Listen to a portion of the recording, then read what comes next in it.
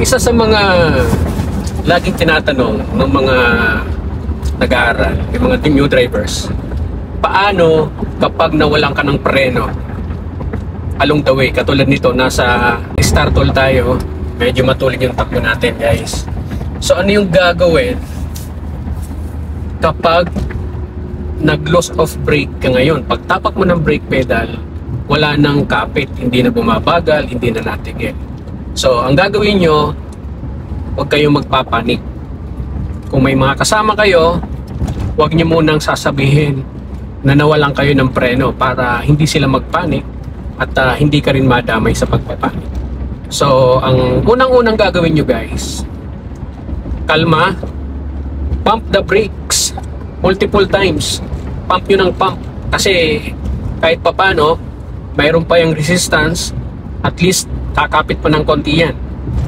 Pag nagawa nyo yun, kailangan makapag-downshift agad kayo. Kung manual transmission ang gamit nyo, dapat makakapag-downshift kayo from higher gear papunta sa low gear, sa first gear. Kung naka-automatic kayo, guys, ilagay nyo sa low gear. Pero kung manual transmission ang gagawin nyo, kailangan agad-agad makapag-downshift kayo. At kapag nakapag-downshift kayo, kita nyo yung mga barrier na yan, pwede nyo unti-untiin na isadsad dyan para mas bumagal pa yung sasakyan nyo. Or kung merong mga ramp dyan sa gilid, guys, mas maganda dyan sa bandang kanan.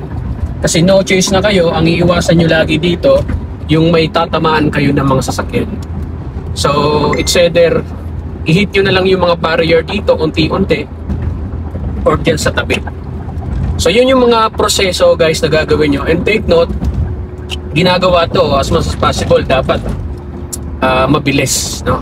Mabilis yung reaction nyo. Dapat hindi mabagal kasi lalong-lalo na kung medyo matulin yung takbo nyo, dapat yung reaction nyo ay medyo mabilis.